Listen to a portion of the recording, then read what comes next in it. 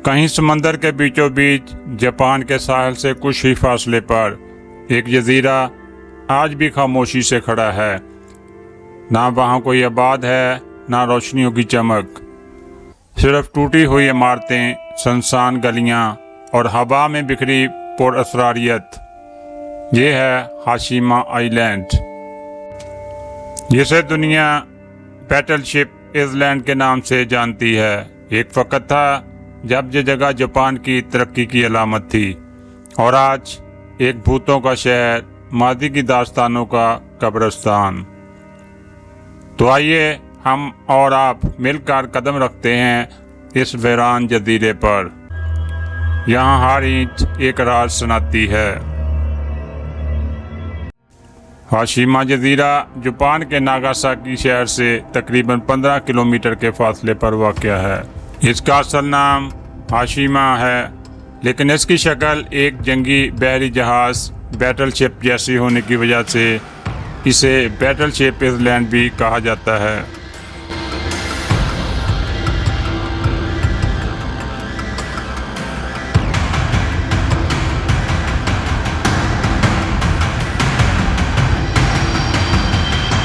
ये जजीरा मसनूई तौर पर नहीं बल्कि कुदरती तौर पर मौजूद था, मगर इंसानों ने इसे तरक्की का संगे मील बनाने के लिए बड़ी हद तक तब्दीलियां की।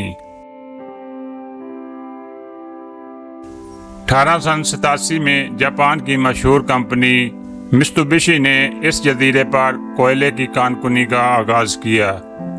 ये वो दौर था जब जापान तेजी से सनती तरक्की कर रहा था और कोयला इस तरक्की का ईंधन था।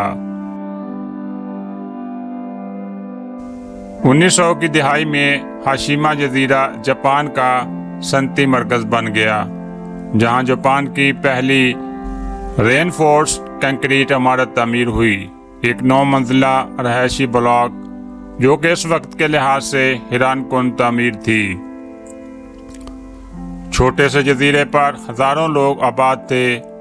1959 में यहाँ की आबादी 5200 से ज़्यादा थी, जो कि दुनिया में फी मरबा मीटर सबसे ज़्यादा आबादी समझी जाती थी।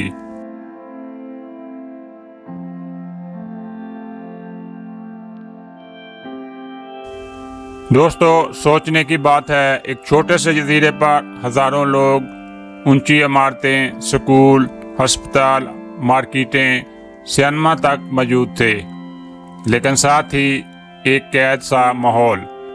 चारों तरफ समंदर, ना हरियाली ना खुली फजा। यहाँ के बच्चे छतों पर खेलते थे क्योंकि जमीन पर जगह ना थी। बारिश, तूफान, तंग जगह, ये सब हाशिमा की रोजमर्रा की हकीकत थी।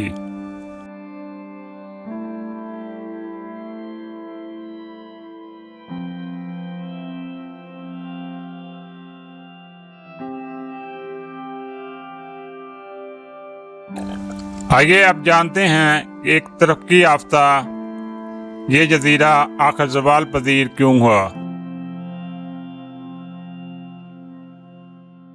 1974 में कोयले का इस्तेमाल जापान में कम होने लगा क्योंकि मुल्क तेल की तरफ मुंतकिल हो रहा था। इससे अचानक कानकनी को बंद कर दिया गया। मित्सुबिशी और सिर्फ चंद दिनों में इस जजीरे पर रहने वाले लोग यहाँ से निकलना शुरू हो गए। जो जगह कभी चहकती थी मुकम्मल तौर पर वीरान हो गई। छोटे बच्चे, बूढ़े, खानदान सब कुछ पीछे छोड़ गए, सिर्फ खामोशी बाकी रह गई।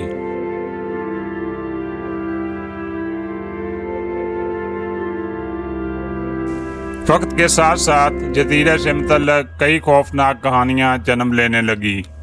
कहा जाता है कि जहाँ रात को चीखों की आवाज़ें आती हैं, इमारतों के अंदर साए देखे गए हैं, और कुछ लोगों ने यहाँ पुरअसरारियत हरकत महसूस की।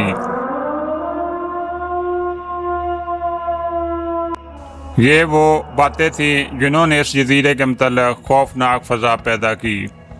हालांकि साइंसी तौर पर इन कहानियों की तस्दीक ना हो सकी, लेकिन हाशिमा को भूतों का जजीरा कहा जाने लगा। कुछ लोग हाशिमा को फुकुशिमा जैसे जोहरी हादसे भी जोड़ते थे। कुछ लोग हाशिमा को फुकुशिमा जैसे जोहरी हादसा से भी जोड़ते थे, हालांकि ये गलतफहमी है। हाशिमा पर कोई जोहरी प्लांट नहीं था। अलबत्ता 1945 में नागासाकी पर गिराए गए एटम बम के असरात करीबी इलाकों पर ज़रूर पड़े, मगर हाशिमा बराह रास्त ताबकारी का कोई सबूत नहीं था।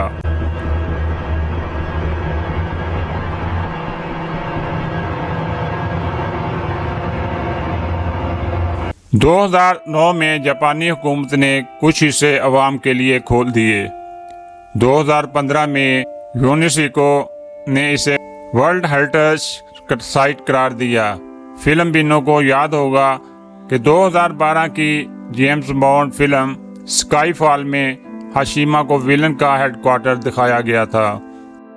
यह जजीरा आज भी एक मकनातीस की तरह मुहिमजों, फोटोग्राफरों और हॉरर कहानियों के शौकीन अफराद को अपनी तरफ खींचता है।